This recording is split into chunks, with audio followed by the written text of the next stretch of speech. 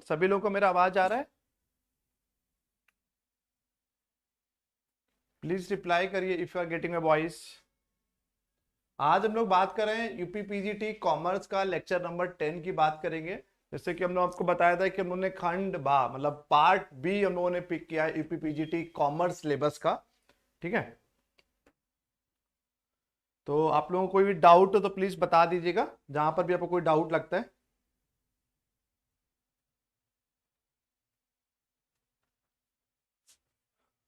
तो हम लोग स्टार्ट करते हैं। Once again good evening everyone. Today we are starting with the lecture number 10 for UP PGT ना कॉमर्स। तो आज हम लोग बात करेंगे इन्वायरमेंट पॉल्यूशन एंड कंट्रोल की बात करेंगे। इसके बाद एक टॉपिक और रह जाएगा हमारा पार्ट बी में। आपको बताया था कॉमर्स का पूरा सिलेबस हमारा 3 पार्ट्स में डिवाइड है। ठीक है, तो और जो लोग भी ऑफलाइन क्लासेस लेना चाहते हैं, हम लोगों का ऑफलाइन का बैच स्टार्ट हो चुका है। कल एक नया बैच स्टार्ट हो रहा है यूपी पीजीटी ना कॉमर्स का। 2 बजे से कल हम लोगों का ऑफलाइन बैच गुरु मंत्रा कोचिंग कपूरथला ब्रांच पे हम लोगों का स्टार्ट हो रहा है। तो एनीबडी कोई जो लोग भी इंटरेस्टेड हैं वो लोग आकर ज्वाइन कर सकते हैं। तो once again good evening everyone. Today we are starting with the environment pollution and control. Okay, तो पहले पता होना चाहिए कि आजकल हम लोग को पता है कि what is all about the environment. हम लोग मार्केटिंग इन्वायरमेंट की बात करते हैं, हम लोग बिजनेस इन्वायरमेंट की बात करते हैं, बट कहीं ना कहीं इन्वायरमेंट होता क्या है, एक नॉर्मल इन्वायरमेंट की बात करेंगे। ठीक है, पर्यावरण जिसको हम लोग बोलते हैं कि इन्वायरमेंट क्या होता है, वो उन सब चीजों की आज हम लोग बात। ठीक है, सत्यजीत तिवारी आपको बता देंगे, वो हम आपको लिंक भेज देंगे सभी लेक्चर्स के। आपको लेक्चर नंबर 2 से लेकर लेक्चर नंबर 10 तक की जो भी छूट गया है आपको सब बता दिया जाएगा, उसका कोई दिक्कत का बात नहीं है। तो अभी लेक्चर नंबर 10 से स्टार्ट करिए। कल से हम लोग अकाउंटिंग स्टार्ट करेंगे। एक नए रवि सर हैं, नेट क्वालिफाइड है वो रवि सर। कल आपको क्लासेस अकाउंटिंग की क्लासेस कल से आपको लेना स्टार्ट करेंगे। 5:15 या 5:30 से आपकी क्लास स्टार्ट होगी वो।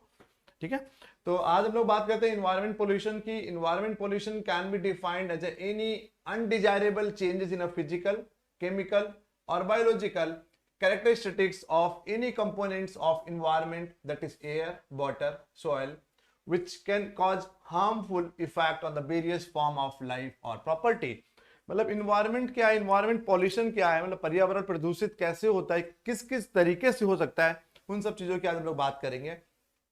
हम लोग देखते हैं कि आज के टाइम में अभी देख लीजिए कि in the month of November about to be complete हो गया, लेकिन आज से 20 साल पहले की कंपैरिजन करेंगे, टेम्परेचर की कंपैरिजन करिए, तुलना करिए आज से 20 साल पहले का टेम्परेचर और आज का टेम्परेचर तुलना करिए, तो कहीं ना कहीं बहुत ज्यादा मेजर बदलाव, मेजर चेंजेस हम लोगों को देखने को मिला है। उसके पीछे कहीं ना कहीं मुद्दा क्या है, कहीं ना कहीं बहुत ज्यादा पॉल्यूटेड हो गया है। क्लाइमेट चेंज की हम लोग बात कर सकते हैं, कार्बन रेटिंग की हम लोग बात कर सकते हैं। उन सब मुद्दाओं की वजह से, उन सब इश्यूज की वजह से, जिसको हम लोगों ने लिखा भी है इसमें कि लिखा भी है कि कहीं ना कहीं अनडिजायरेबल आपका कहीं ना कहीं अनडिजायरेबल चेंजेस आपके फिजिकल और केमिकल और biological characteristics of any components of environment. ठीक है, तो कहीं ना कहीं हम लोग चाहकर भी कहीं ना कहीं कुछ नहीं कर पा रहे हैं। पूरा ओवरऑल उसमें एनवायरनमेंट में हम लोग को चेंजेस देखने को मिल रहे हैं। ठीक है, तो बहुत सारे तरीकों से कहीं ना कहीं जो पूरा इन्वायरमेंट को हम लोगों को कहीं ना कहीं इंपैक्ट कर रहा है और इफेक्ट कर रहा है। बात वही नॉर्मली पॉल्यूशन क्या है, the term pollution can be defined as a influence of any substance causing the nuisance, harmful effect and uneasiness to the organisms या ऑर्गेनिज्म। मतलब कुल मिलाकर ये कि किसी भी तरीके से आपके पूरी संस्था को, इंडिविजुअल्स को, इंडिविजुअल लाइफ की बात करिए, प्लांट का बात करिए, बहुत सारी तरीके से कहीं ना कहीं पॉल्यूशन आपके ओवरऑल जिंदगी में इंपैक्ट डाला है। पॉल्यूटेंट क्या होता है, एनी सब्सटेंस कॉजिंग द, ठीक है, harmful effect on the uneasiness to the organism, then the particular substance may be called as a pollutant. मतलब किसी भी तरीके से हमारा क्या हो रहा है, आप नॉर्मल देखिए, आज से 10 50 साल 20 साल पहले का कहीं ना कहीं आप क्लाइमेट की बात करिए और आज के क्लाइमेट की बात करिए, we have seen major changes. कोई ड्रास्टिकली बहुत बड़ा एक प्रभाव हम लोगों ने क्लाइमेट में देखा है। अनइजीनेस की बात करते हैं हम लोग, आज से वही कुछ दिन पहले की बात करिए और आज की बात करिए तो बहुत बड़ा बदलाव हम लोगों ने क्यों देखा है, क्योंकि कहीं ना कहीं जो भी एक हमारी अनडिजायरेबल चेंजेस, हमारी फिजिकल की बात करिए या केमिकल चीजों की बात करिए, बायोलॉजिकल कैरेक्टरिस्टिक्स की बात करिए, तो अलग अलग तरीके से कहीं ना कहीं जो कई अलग अलग तरीके से ओवरऑल लाइफ को, ओवरऑल क्लाइमेट को, ओवरऑल ऑर्गेनिज्म को, ओवरऑल ऑर्गेनाइजेशंस को, अगर हम लोग यहाँ पर कहीं ना कहीं मैनेजमेंट पर्सपेक्टिव से पढ़ रहे हैं तो हम लोग मैनेजमेंट इन्वायरमेंट की बात करेंगे। तो संस्थाओं को, ऑर्गेनाइजेशंस को बहुत बुरी तरह से कहीं ना कहीं हमारा इन्वायरमेंट पॉल्यूटेड कर रहा है। अब बात करते हैं कि टाइप ऑफ पोल्यूशंस, प्रदूषण कौन कौन से तरीके का होता है। Normally we have the water pollution, air pollution, land pollution और नॉइस पोल्यूशन। तो 4 तरीके का, वही हमारा पानी का, हवा का, जमीन भूमि का और नॉइस, ठीक है। तो शोर शराबा, तो 4 तरीके का मेन 4 तरीके का हमारा कहीं ना कहीं प्रदूषण होता है। अब हम एक एक करके आपको चारों को समझाएंगे। पहले वाटर पोल्यूशन देखा ही हम लोगों ने, कई बहुत, अगर प्रधानमंत्री की बात करें पिछले 5 साल 6 साल से बहुत ज्यादा योजनाएं भी चल रही हैं। गंगा नदी को साफ करने की हम लोग बात कर रहे हैं, तो कहीं ना कहीं समुद्र की सफाई करने की हम लोग बात कर रहे हैं। तो बहुत सारे scheme we have launch in so for in since last 4-5 year. तो कहीं ना कहीं वाटर पोल्यूशन का एक हमने आपको फोटोग्राफ दिखाया कि कहीं ना कहीं बहुत ज्यादा पानी की वजह से जो पॉल्यूटेड होता है पूरा इन्वायरमेंट, उसको हम लोग कहीं ना कहीं वाटर पोल्यूशन कहते हैं। तो water pollution can be defined as alteration in the physical, chemical and biological characteristics of the water through the natural or human activities and making the unsuitable for its designated use। तो आज के time में देखिए ना, आज से अगर 40-20 even not 40-50 साल पुरानी बात मत करिए, आज से 20 साल पहले भी, आजकल हम लोग जो आरओ वाटर की हम लोग बात कर रहे हैं, मिनरल वाटर की बात कर रहे हैं, बहुत जो सुपर रिच होंगे एलाइट क्लास के फैमिलीज थे, they actually use to have some certain RO और एक्वागार्ड्स होता था। बट आज के टाइम में देखिए हम लोग बहुत नॉर्मल लाइफ में आरओ वाटर ले आए हैं। उसके पीछे एक इम्पैक्ट ये है कि पानी आपका बहुत बुरी तरह से पॉल्यूटेड हो चुका है, ठीक है। तो उसमें देखिए कई बार हम लोग देखते हैं कि ये अपना महाराष्ट्र में देखिए गणेश पूजा के टाइम में देखिए कहीं ना कहीं उसमें केमिकल इतना ज्यादा जा रहा है, बायोलॉजिकल चीजें इतनी ज्यादा जा रही हैं। तो बहुत बुरी तरह से हम लोग के समुद्र के पानी की बात करिए, नदियों के पानी की बात करिए, तो इन सब, हाँ मनप्रीत, एक से बाद एक टॉपिक और पढ़ाएंगे, आपका स्मॉल स्केल इंडस्ट्रीज के बारे में पढ़ाएंगे। उसके अलावा ये लास्ट टॉपिक ही है पार्ट बी का, 11-12 लेक्चर लगेंगे, उसके अलावा ये हमारा पूरा कंप्लीट हो जाएगा part B commerce PPGT syllabus का, ठीक है। तो हम लोगों ने देखे we have seen so major changes in a water. तो आज आप लोग अपने आसपास भी ये चीजें फील कर सकते हैं कि पहले नॉर्मली एक नल होता था, उसमें हम लोग हैंड पंप से पानी भी हम लोग यूज करते थे। आज बहुत कहीं ना कहीं जो जिसकी भी लोअर मिडिल क्लास है, they are also using certain Aquaguards की हम लोग बात करिए, कहीं ना कहीं लोग कोई इलेक्ट्रॉनिक यूज कर रहा है, कुछ मैनुअल्स यूज कर रहा है। बट कहीं ना कहीं पानी इतना ज्यादा खराब हो चुका है, हम लोग की कंपल्सन हो चुका है। पहले लोग कहीं शौक में पीते थे, but it became the compulsion, एक मजबूरी हो चुका है आपको आरओ वाटर पीने का, डिस्टिल वाटर पीने का भाई। तो फ्रेश कहीं ना कहीं आप देखिए ना, 2019 के बजट में भी आया था कि 2022 तक की पूरे भारत की जनता को एक पीने योग्य पानी बनाकर देना। तो बहुत बड़ा एक प्रोजेक्ट चल रहा है जिसपे कहीं ना कहीं फ्रेश वाटर की बात कर रहे हैं, कहीं ना कहीं पानी को साफ करने की बात कर रहे हैं। अभी भी भारत में बहुत कम, बहुत बड़ी सोसाइटी की बात करिए जो कहीं ना कहीं फ्रेश वाटर से अभी भी दूर है। तो fresh water present on the earth surface, it is put into many uses, ठीक है। It is used for the drinking, domestic and the municipal uses, agricultural, irrigations, industries, navigations, ठीक है। And the recreations, the used water becomes the, ठीक है। तो कहीं ना कहीं हमने देखा है कि पानी का भी have जो भी पानी हम लोग को मिल रहा है फ्रॉम द अर्थ के सरफेस से, we have the different uses of that particular water। अब बात करेंगे what are the sources of water pollution, किन किन तरीके से हमारा पानी आपका प्रदूषित हो रहा है। तो most of the water pollution is man made, okay, it's may also occur naturally by the addition of the soil, ठीक है। तो कहीं ना कहीं through the erosion, animal wastage and the leaching of minerals from the rocks. तो सब बहुत कहीं ना कहीं एक सबसे बड़ी बात देखेंगे, हम लोग भी कहीं ना कहीं बीचेस पे जा रहे हैं, समुद्र किनारे जा रहे हैं, नदियों में आप देखिए स्पेशली इन द हिंदुइज्म में कि मूर्तियों को विसर्जित कर रहे हैं, फूल डाल रहे हैं। तो बहुत सारी चीजें हैं, बहुत सारे मुद्दे हैं जिनकी वजह से कहीं ना कहीं हम लोग खुद मैन मेड, जिसको हम लोग बोल रहे हैं, एक मैन मेड भी हमारा एक वाटर पोल्यूशन है। उसके अलावा वाटर पोल्यूशन मैन मेड के अलावा also occur naturally by addition of soil, ठीक है।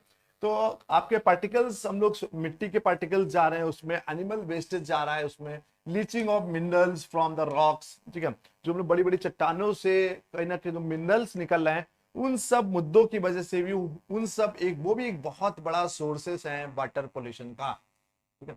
The sources of water pollution can be classified, यही सब पॉइंट नोट कर लीजिए। Municipal waste water, industries waste, inorganic pollutant, organic, agriculture wastage, marine pollution and thermal pollution. तो these are the 7 जो एक major sources आपको देखने को मिलेंगे जो पानी को प्रदूषित करते हैं भारत में, ठीक है। Next now this is example of municipal waste water, ठीक है। कहीं ना कहीं हम लोगों ने देखा म्युनिसिपल कॉर्पोरेशंस कितनी कितनी बुरी तरह से उनका पानी पॉल्यूटेड हो चुका है, हम लोग रेगुलर सप्लाई होती है वाटर की, हम लोग उसको यूज भी नहीं कर सकते। तो कहीं ना कहीं they haven't taken any the necessary decision, necessary steps to procure that particular water, ठीक है।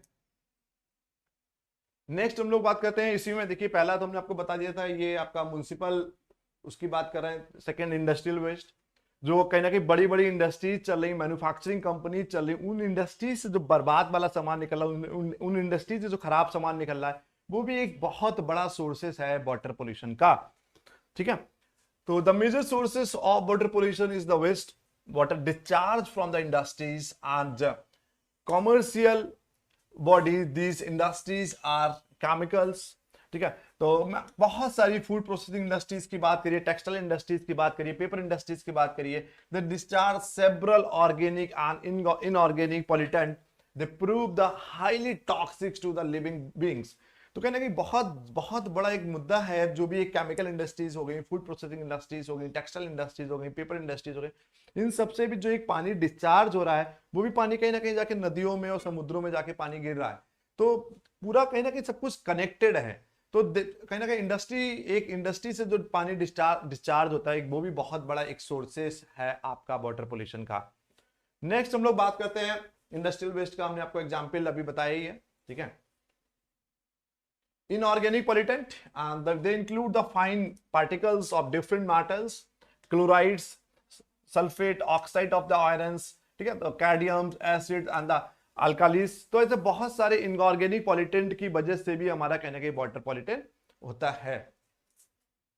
फिर हम लोग ऑर्गेनिक की बात करेंगे, they include the oil, fats, phenols, organic acids, grease and several other organic compounds, ठीक है। तो हम लोगों ने आज के कहीं ना कहीं हम लोग जब भी कहीं हिल स्टेशन पे जा रहे हैं, किसी समुद्र के ऐसी सिटीज में जा रहे हैं जहाँ पे समुद्र है, तो जो आज से 10 साल पहले, 15 साल पहले, 20 साल पहले लोग गए होंगे, तो they can easily find the differences between the colour of the water, okay. तो कहीं ना कहीं साइजेस आपका समुद्र का देखिए या साइजेस आप नदी का देखिए, कहीं ना कहीं श्रिंक कर रहा है due to the organic pollutant. तो ये याद रखिएगा, ऑर्गेनिक पॉल्यूटेंट में कौन कौन चीजें आएंगी, हमारी ऑयल्स हो गई, फैट्स हो गए, हमारे फिनोल्स हो गए, ऑर्गेनिक्स, अब ठीक है, क्लियर। तो ऑर्गेनिक हमारे एसिड्स हो गए, क्लियर। तो ये सब चीज आपको देखना है कि ऑर्गेनिक पॉल्यूटेंट क्या हो गया, हमारा इनऑर्गेनिक पॉल्यूटेंट क्या हो गया। इनऑर्गेनिक हमारे जो मेटल्स जो हमारे निकल रहे हैं, क्लोराइड्स हो गए, हमारे सल्फेट्स हो गए, ये सब हमारे किसके अंतर्गत आएंगे, ये हमारे इनऑर्गेनिक पॉल्यूटेंट के अंतर्गत आएंगे। नेक्स्ट हम लोग बात करते हैं एग्रीकल्चर वेस्टेज, एग्रीकल्चर बर्बादी, एग्रीकल्चर जो हमारा डिस्चार्जेस हो रहे हैं, chemical fertilisers and the pesticides have become essential for present day high yielding crops. आजकल देखिए ना कहीं एक हाई यील्डिंग मतलब यील्ड, कहीं ना कहीं आप प्रोडक्टिविटी को बढ़ाने के लिए we have to be use certain pesticides. तो एक पेस्टिसाइड जो भी हम लोग यूज कर रहे हैं, उसकी वजह से भी जो कोई पानी डिस्चार्ज हो रहा है आपके खेतों से, आपके जमीन से, वो भी कहीं ना कहीं जाकर पर्टिकुलर नदी में, पर्टिकुलर नहर में, पर्टिकुलर तालाब में, पर्टिकुलर समुद्र में जाकर आपको कनेक्टिविटी है उससे, उसकी वजह से भी आपका ओवरऑल वाटर पॉल्यूटेंट हो रहा है। तो आज से 20 साल 30 साल पहले अगर सब्जी की बात, 20 साल पहले 30 साल पहले एग्रीकल्चर प्रोडक्टिविटी जो भी होती थी, उसकी एग्रीकल्चर प्रोडक्टिविटी, क्योंकि हुआ क्या है, प्रोडक्टिविटी सप्लाई पहले मान लीजिए 100 की थी, तो लैंड भी हमारे पास मान लीजिए 1 एकड़ थी। आजकल की सप्लाई हमारी, डिमांड हमारी 100 से 150 हो गई है, बट लैंड हमारी 50% हो गई है। तो anyhow be just because of to fulfil that particular demand, we have to be increase the productivity of our vegetables or our agriculture items. So that is the one of the important reasons to meet out between the demand and supply. And what we have to do, we have to be use the pesticides, we have to be use some certain chemicals to yielding the crops.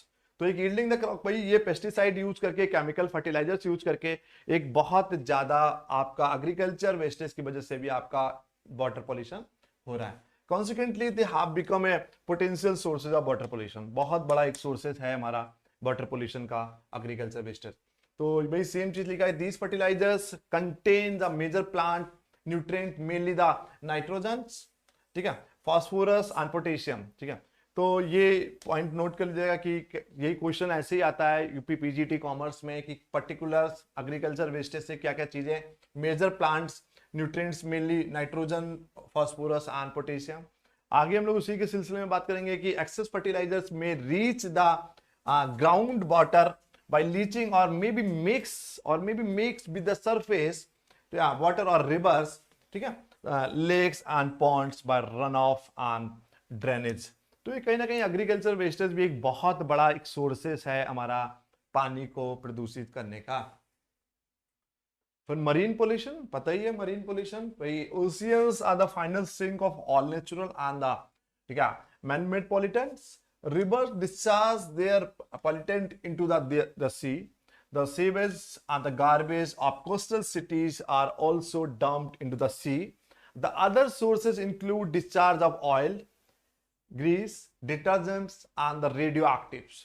तो कहीं ना कहीं marine pollutant मतलब समुद्री प्रदूषण की हम लोग बात कर रहे हैं। मरीन पॉल्यूटेंट कहीं ना कहीं कि कुल मिलाकर आप देखेंगे पूरा कहीं जितनी भी कनेक्टिविटी है पानी जाके गिरता समुद्र में ही है, ठीक है। तो उसमें एक नेचुरल जितना भी इंपैक्ट कर रहा है, नेचुरल जितने भी बड़े फैक्टर्स हैं हमारे, वो भी एक ओवरऑल इंपैक्ट कर रहे हैं, ठीक है। तो प्राकृतिक की वजह से पानी जो प्रदूषित हो रहा है या जो मैन मेड पॉल्यूशन है वो भी ओवरऑल कनेक्टेड किससे है? कनेक्टेड तो कहीं ना कहीं आखिरी जो अगर हम बात करेंगे लास्ट जो कहीं ना कहीं सप्लाई चेन जो बात करते हैं दैट इज सी, समुद्र।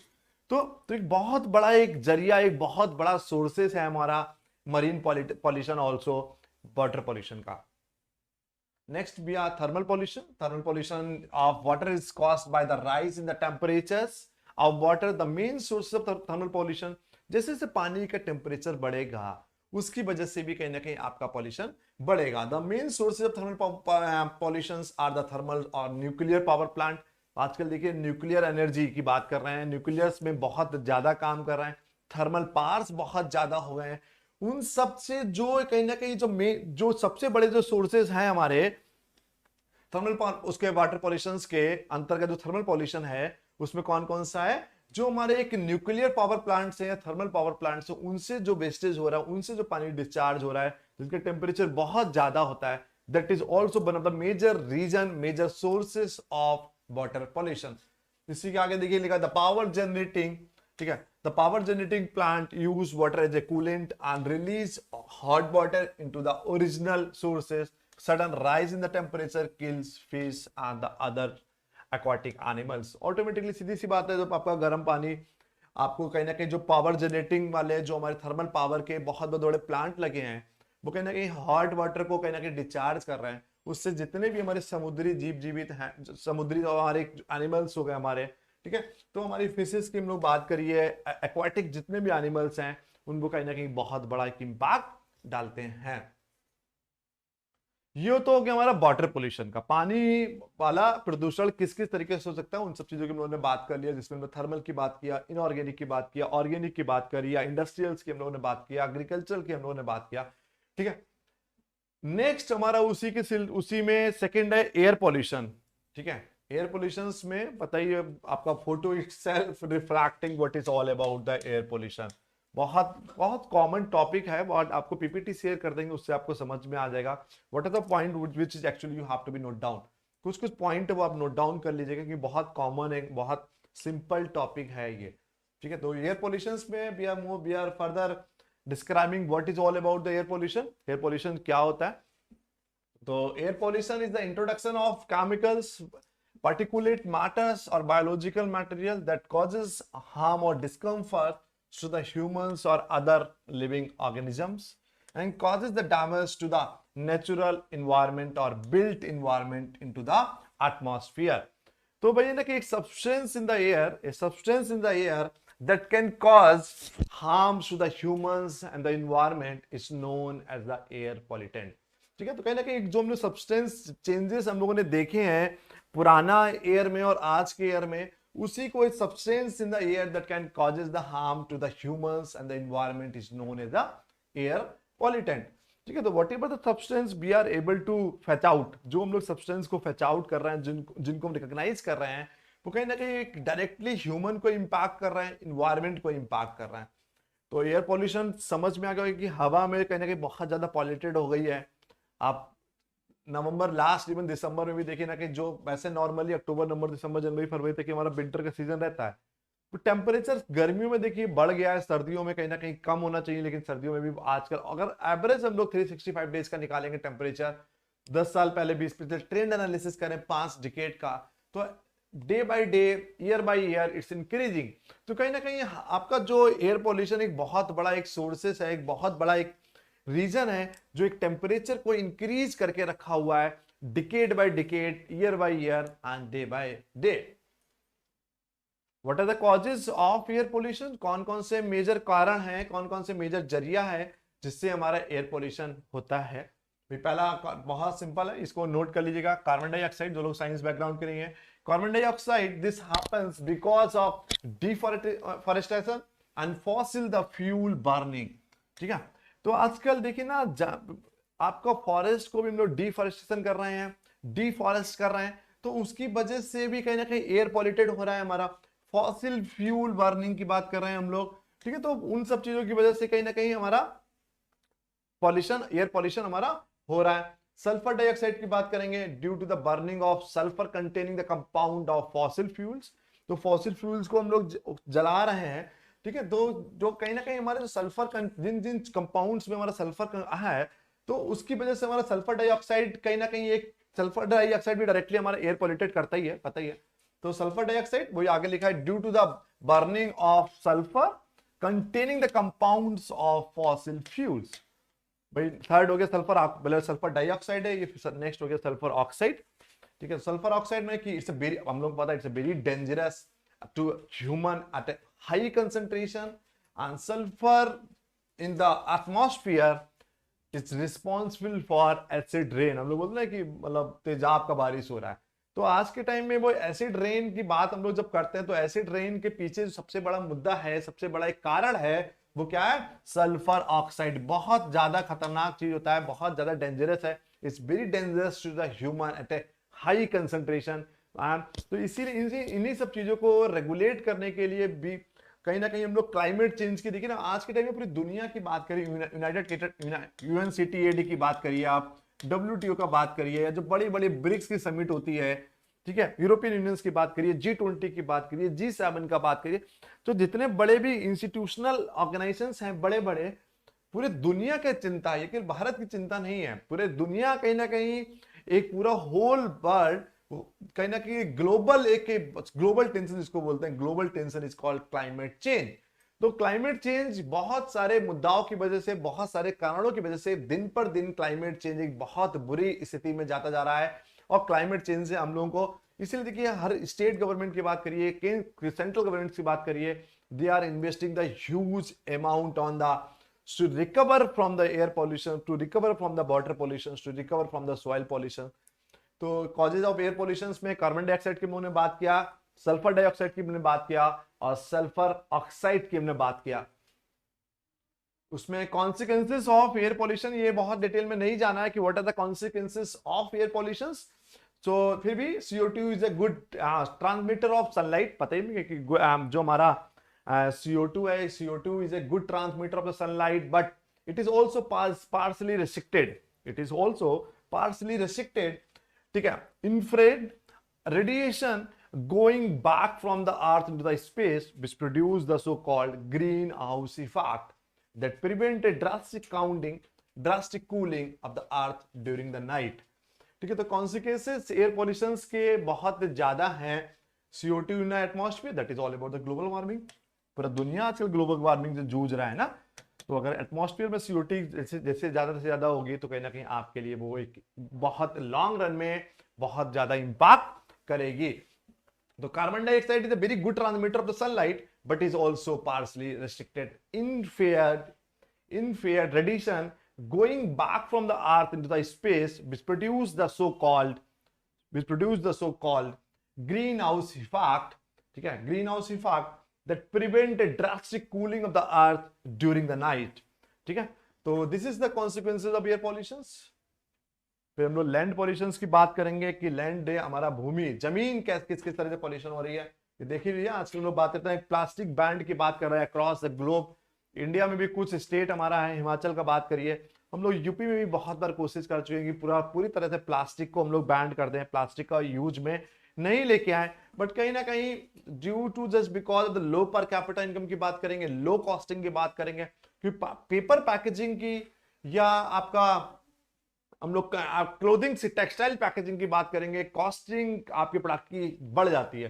तो that is the only reasons कि हम लोग प्लास्टिक का यूज करना पड़ता है। तो लैंड पॉल्यूशन भी बहुत बहुत ज्यादा पॉल्यूटेड हो चुकी है। तो दिस पिक्चर इज रिफ्लेक्टिंग कि how the land has been polluted. ठीक है, तो वही लैंड पॉल्यूशन क्या होता है वो हम लोगों को पता ही है कि what is all about the land pollution. तो land pollution is demolitions of earth land surface often caused by the human activities and their misuse of land resources, and it occurs when waste is not disposed properly। जब भी आपका जो कहीं ना कहीं discharge हो रहा है, इंडस्ट्री से कोई डिस्चार्ज हो रहा है, या हम लोग प्लास्टिक की बात करिए हम लोग, या कोई केमिकल्स की बात करिए, उसको सही तरह से डिस्पोज नहीं करेंगे, it will be impact on the land. आपकी भूमि पे, आपकी जमीन पे कहीं ना कहीं बहुत बड़ा एक इम्पैक्ट करेगा। ठीक है, तो लैंड पॉल्यूशन अगेन हम आपको बता रहे कि land pollution is the demolition of earth land surface often caused by the human activities and the misuse of the land resources. कहीं ना कहीं आपका जमीन को बहुत सही तरह से रिसोर्सेज को यूज नहीं करेंगे, और जो भी आपका वेस्टेज निकल रहा है इंडस्ट्रीज से, ऑर्गेनाइजेशन से, इंडिविजुअल से, उसको अगर ठीक तरह से डिस्पोज नहीं करेंगे, that will be also impact on the air land pollution. Next, what are the causes of land pollution. कौन कौन से कारण होते हैं, कौन कौन से, हम लोग कुछ मेन कारणों की बात करेंगे, कौन कौन से 3-4 मेन कारण हैं हमारे लैंड पॉल्यूशन के। What are the 4 main causes of land pollution. Construction, agriculture भी हैव, डोमेस्टिक वेस्टेज भी हैव, इंडस्ट्रियल वेस्टेज भी हैव। तो वही कंस्ट्रक्शन जो बिजनेस पूरा चल रहा है आजकल, रियल एस्टेट की हम लोग बात करिए, एग्रीकल्चर की वजह से भी कहीं ना कहीं हमारी लैंड इंपैक्ट कर रही है। डोमेस्टिक वेस्टेज, घरेलू जो प्लास्टिक हम लोग फेंक रहे हैं, या प्लास्टिक घर से जो गंदगी निकलता है, घर से जो हम लोग डिस्पोज ठीक से नहीं करते हैं, और इंडस्ट्रियल वेस्टेज तो भाई one of the major sources, बहुत बड़ा एक कॉजेज है हमारा लैंड पॉल्यूशन का। सो पहला कंस्ट्रक्शन, आपका फोटो इटसेल्फ रिफ्लेक्टिंग कि buildings take up the resources on land, the trees are chopped down used to make the buildings. पता ही ना, आज से 20 साल पहले देखिए कि आप अपने आसपास की चीजों को समझिए, then you will be able to relate this topic. कितना ज्यादा हरियाली रहती थी, पेड़ पौधे रहते थे। अब हम लोग कहीं ना कहीं पेड़ लगाओ की बात कर रहे हैं, पेड़ लगाओ देश बचाओ, पेड़ लगाओ पर्यावरण बचाओ। तो कहीं ना कहीं बड़ी बड़ी कंस्ट्रक्शन हो गया। आप अक्रॉस द लखनऊ बात करिए, बहुत दूर की बात ना करिए, कुछ ऐसे एरियाज थे जहां पे लोग नहीं जाते थे, बट कहीं ना कहीं बहुत बड़ी बड़ी मल्टीनेशनल कॉर्पोरेशंस आया इसमें, आपका रियल एस्टेट्स में बड़ी बड़ी बिग एंड कंपनियां आई, कॉर्पोरेट्स आए थे, अब started certain manufacturing of the flats, बड़ी बड़ी कॉलोनीज बना दिया। तो उन्होंने कहीं ना कहीं आपको वही पूरी पेड़ों को काटा है, रोड जब चौड़ी हो रही हैं, जो कहीं ना कहीं एक्सपेंशन करेंगे रोड्स का, हाईवेज बनाएंगे, तो दैट इज ऑल्सो कहीं ना कहीं हमारा जितने भी ट्रीज हैं उनको हम लोग चॉप करना पड़ता है, उनको हमको काटना पड़ता है। तो ये तो समझ ही गए होंगे। फिर take away the places for animals and other organisms to live. सीधी सी बात है, जंगल नहीं रहेंगे, अभी देखिए ना अमेजोन के जंगल में आग लगा था, तो अगर जंगल नहीं रहेंगे तो एनिमल्स, क्योंकि everything which is actually in environment कहीं ना कहीं बहुत बड़ा रोल प्ले करता है। आप अगर देखिएगा, उनको लगता है छोटा सा जीव है, छोटा सा एनिमल है या बड़ा एनिमल है, छोटा सा इंसेक्ट है या बड़ा इंसेक्ट है, छोटा सा पौधा है या कोई बड़ा पौधा है, तो दुनिया का हर चीज इन्वायरमेंट में एक अपना रोल प्ले कर रहा है। They have their own role, और कहीं ना कहीं उन पर्टिकुलर चीज उसी के लिए पूरी एक इन्वायरमेंट की साइकिल चल रही है। तो कहीं से भी इन्वायरमेंट की साइकिल को तोड़ेंगे, that will B impact on your environment. तो दैट इज द थिंग कि everything which is actually living in the society, in terms of nature, in terms of animal, in terms of plant, in terms of water, in terms of anything, तो कहीं ना कहीं उससे छेड़छाड़ करना है, उससे कहीं ना कहीं उसको कभी काट दिया, पेड़ को, एनिमल्स को मार दिया। अब जंगल भी नहीं रहेंगे तो एनिमल्स कहाँ रहेंगे। तो these are take away the places. अगर हम एनिमल से जमीन, जंगल मतलब जमीन लेकर आपने जंगलों की, you have given to the certain multinational corporations for build up some certain flats, then what will happen, तो कहीं ना कहीं एक आपका ओवरऑल इंपैक्ट करेगा। फिर हम लोग ये नेक्स्ट में बात करते हैं agriculture. As there are more and more peoples, ठीक है, inhabiting the earth, food in the high demand for, so forests are chopped down and turned into the farmland। तो सीधी सी बात है, कहीं ना कहीं आपको पता है डिमांड आपका रेगुलर बढ़ रहा है due to increase in population, जनसंख्या बढ़ रहा है ना, जनसंख्या बढ़ेगा तो आपका फूड की डिमांड बढ़ेगी, और फूड की डिमांड बढ़ने के लिए लैंड हमारा लिमिटेड ही है, तो उसके लिए क्या करना पड़ेगा, we have to be increase the more, आपकी एग्रीकल्चर लैंड की हमको रिक्वायर पड़ेगी। तो उसके लिए जो हमारे फॉरेस्ट की हम लोग बात करिए, फॉरेस्ट को हम लोग काट कर उसको एग्रीकल्चर लैंड में यूज कर रहे हैं। तो बहुत सारे एग्रीकल्चर, बहुत सारे मुद्दे हैं जिसकी वजह से हमारा कहीं ना कहीं एग्रीकल्चर भी हमारा लैंड पॉल्यूशन में बहुत बड़ा एक भागीदार है। ओ भाई इन वही, ठीक है। तो ये आप देख ही सकते हैं आज के टाइम में, आज से 20 साल 30 साल 40 साल पहले की हम लोग बात करिए और आज की बात करिए, तो we have seen the drastic changes in a land pollution just because of agriculture factors. फिर डोमेस्टिक वेस्टेज तो हम लोगों को पता ही है, वी आर यूज्ड टू, लोग मतलब गंदगी करने में, बर्बादी करने में, मतलब पता ही है, tons of domestic wastage in dumped every day. दुनिया के हर घर में कहीं ना कहीं वी हैव सम सर्टेन, कुछ ना कुछ बर्बाद, प्लास्टिक की हम लोग बात करिए, पानी की बात करिए, we have some certain wastage at our places, तो उसको हम लोग सही से डंप नहीं कर रहे हैं। तो some wastage from home, offices and industries can be recycled और बर्न्ड इन, ठीक है। तो सीधी सी बात है, उसको हम लोग रिसाइकिल नहीं करते। बहुत सारे हम लोगों ने जगह, इंडिया की हम लोग बात करें, personally I have seen in many places, वो कहने कि पानी जितना भी बर्बाद हो रहा है, वो कहने उसको रिसाइकिल करके उसको कहीं ना कहीं दूसरी तरीके से उसको यूज कर रहे हैं, अब उसको गाड़ी धुलने के काम में ला सकते हैं, ठीक है। तो कहीं ना कहीं ऐसे बहुत सारे आप पानी, पेड़ों में पानी लगाने के काम ला सकते हैं। तो कहीं ना कहीं तो आप जो पानी आप है उन सब चीजों का we have some certain, we should have some certain criteria, we should have some certain what we call procedure, जिससे हम उन सब चीजों को रिसाइकिल कर सके, उसको यूज कर सके। तो there is still a lot of garbage such as refrigerators and washing machines they are dumped in a landfill simply because they cannot to reused in any way nor recycled। तो बहुत सारी चीजें हम लोगों ने देखी हैं जिनको हम लोग दोबारा रीयूज नहीं कर पा रहे, रिसाइकल नहीं कर पा रहे, उसको हम लोग कहीं डंप कर दे रहे हैं, उसकी वजह से कहीं ना कहीं बहुत ज्यादा पॉल्यूशन हो रहा है। इंडस्ट्रियल वेस्टेज भी आप उसमें बहुत डिटेल में नहीं जाएंगे। Plastic factories, chemical plants, oil की बात करिए, रिफाइनरीज की बात करिए, न्यूक्लियर की बात करिए, water disposals activities, large animal forms की बात करेंगे, कोयल fired metals production, factories and other heavy industries all also contributing to the land pollution। तो बड़ी बड़ी इंडस्ट्रीज की बात करें, प्लास्टिक की बात हो गया, हमारा केमिकल इंडस्ट्रीज हो गई, ऑयल रिफाइनरीज हो गई, न्यूक्लियर वाटर डिस्पोजल एक्टिविटीज भी आप, ठीक है, लार्ज एनिमल फॉर्म, दीज मतलब ये भी कुल मिला के कहीं ना कहीं एक बहुत बड़ा एक सोर्सेस है हमारा लैंड पॉल्यूशन का।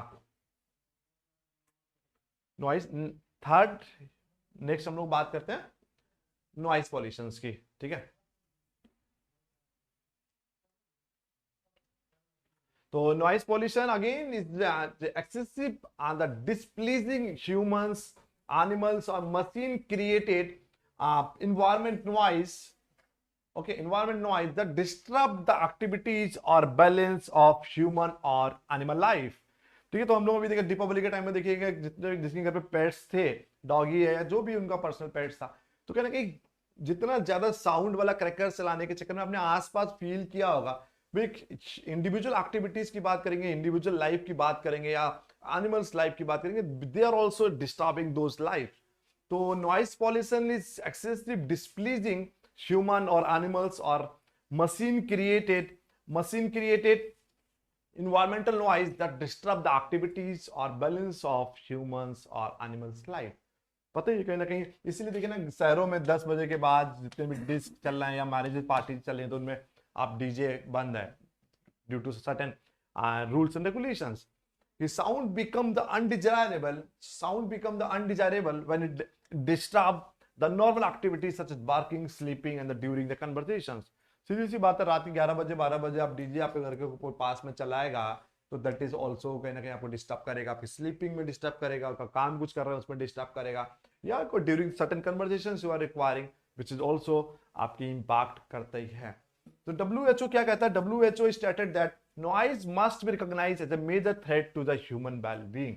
बहुत बड़ा एक बहुत बड़ा एक डर है, बहुत बड़ा चेतावनी है। WHO कहता है कि नॉइज एक बहुत बड़ा कहीं ना कहीं रिकॉग्नाइज करता है, बहुत बड़ा एक थ्रेट है इंडिविजुअल्स के लिए, ह्यूमन लाइफ के लिए, ह्यूमन वेलबींग के लिए। अब बात सोर्सेज, हम लोगों को पता है कि what are the sources of noise pollution. Transportation system are the main sources of noise pollution. बड़ी बड़ी ट्रेन चल रहा है, कार हो गया, बाइक हो गया, ठीक है, एरोप्लेन्स हो गया, तो we have the different sources transportation system across all the transportation system plays a very key roles in a noise pollution. Construction of buildings, आसपास चल रहा है, construction of buildings, highways and street causes a lot of noises due to the uses of air compressors, builders, loaders, ठीक है। तो कहीं ना कहीं अब बुलडोजर चल रहा है हमारा, लोडर्स हो गया, ट्रक्स हो गए हमारे, डंप ट्रक्स की हम लोग बात करेंगे, ठीक है, तो पेवमेंट ब्रेकर्स की बात करेंगे। तो कहीं ना कहीं हमारा कंस्ट्रक्शन बिल्डिंग का चल ही रहेगा, हाईवे को कहीं ना कहीं हमारा बहुत बड़ा एक सोर्सेस है हमारा नॉइज पोल्यूशन का। इसके अलावा industrial noise also added to the already unfavourable state of the noise pollution. जो एक फैक्ट्रीज से आवाज निकलती है, फैक्ट्रीज में कहीं ना कहीं जो मशीन चल रही है, उन मशीन से जो नॉइज होती है, that is also one of the major sources. उसके बाद loud speaker, that is total communal thing. मंदिर की बात करें या मस्जिद की बात करें, गुरुद्वारा का बात करें, उन पे कहने का loud speaker we have put it down. या उसके अलावा मैरिज पार्टीज हो गया, कोई हम लोगों ने कोई और आपका स्पिरिचुअल या कोई रिलीजियस कोई इवेंट या एक्टिविटीज किया है, तो कहीं ना कहीं एक सर्टेन जिन लोगों ने किया है, वो लोग तो कहीं ना कहीं उसको परफॉर्म कर रहे हैं, वो लोग उसको एंजॉय कर रहे हैं, बट सर्टेन जो सराउंडिंग्स है आसपास की, कहीं दे आर ऑल्सो इम्पैक्टिंग।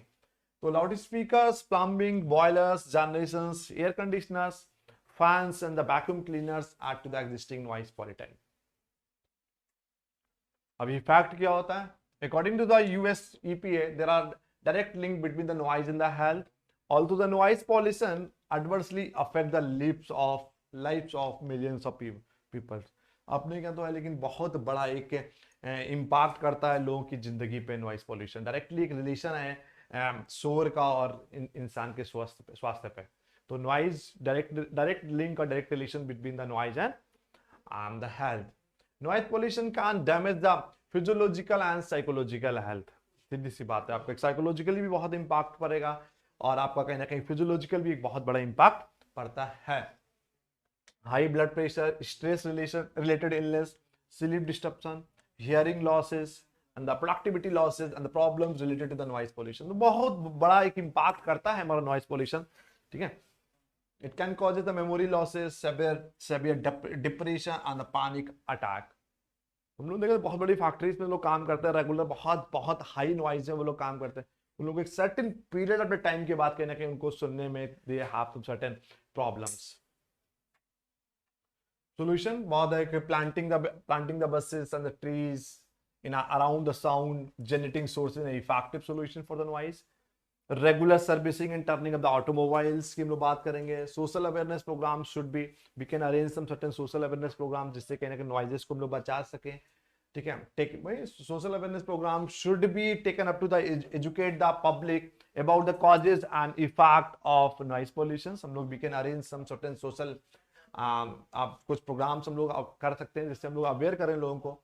उसके अलावा workers should be provided with the equipment such as ear plugs की हम लोग बात करें, ठीक है। तो कहीं ना कहीं हम लोग उनको कुछ सर्टेन टेक्निकल चीजों को देकर उनके कहीं ना कहीं, ताकि वर्कर जो इंडस्ट्रीज में काम कर रहे हैं, they will not face any problems. By similar to the automobiles, we have lubricant of the machineries and servicing should be done to the minimize the noise generation. आजकल देखा ना कि बहुत ज्यादा lubricants की बात करिए या कोई सर्टेन टेक्नोलॉजीज, आजकल बड़ी बड़ी कार्स में बहुत कम आवाज आ रहा है, तो high technologies we can use to minimise the noises of particular industries, ठीक है। उसके बाद हम लोग बात करते हैं, यस मनप्रीत, अनवांटेड साउंड्स भी हैव, तो उन सब sound proof doors and windows can be installed to block the unwanted noise from the outside. Regulations should be imposed to restrict the uses of play loud speaker in crowded areas and the public places. Factories and industries should be located for from the residential area. इसलिए बात है, factories और industries को अपने residential area से दूर रखिए। Ways to stop pollution, कैसे हम आप बात कर रहे हैं किस तरीके से हम लोग पूरे पॉल्यूशन को रोक सकते हैं। We believe that is the responsible thing to do the increasing the recycling, हम लोग को रिसाइकलिंग करना चाहिए हर चीज का। प्लास्टिक की बात करें, एयर का बात करें, हम लोग वाटर का बात करें, तो we should have some certain criteria, we should have some certain enough technologies to recycle those things. उसके अलावा it's just like doing the laundries and separating the blacks and the colours, ठीक है। And the residents of the country should also try and do their part, put in at least 1 day off litter picking off. तो this is all about the कहीं ना कहीं global warming का effect हम लोगों ने देखा। देखिए ग्लोबल वार्मिंग एंड ठीक है ग्रीन हाउस इफेक्ट, तो हम लोगों ने देखा ही कि एक बहुत बड़ा एक मुद्दा चल रहा है अक्रॉस द ग्लोब, एक ग्रीन हाउस इफेक्ट का। तो डिफरेंस बिटवीन इन सब चीजों की हम लोग बात नहीं करेंगे। तो if anybody is having any difference between the some proof of the global warming, we have put it down. Portage Glacier of the Alaska, then आज से 1914 की बात है, ये 2004 का है। तो कहीं ना कहीं नॉर्मली सिंपल बिल्कुल क्लियर दिख रहा है यहाँ पर। आप आज देख सकते हैं कि वी हैव, हम तो बोल रहे हैं कि पिछले 100 साल में एक बहुत बड़ा एक impact we have seen in environment, ठीक है। तो if anybody is having any doubt please पूछ लीजिए। Thank you so much for joining. If anybody is having any doubt they may ask, आप लोगों को कोई भी डाउट हो तो प्लीज पूछ लीजिए। तो this is the second last topic for part B. हमने बताया था कि कॉमर्स के पीजीटी का सिलेबस ABC, वो आपका हिंदी में आबा सा लिखा हुआ। तो we have started with the part B. We have already taken the 10 lecture, 10 lecture हमने उसको कंप्लीट कर चुके हैं।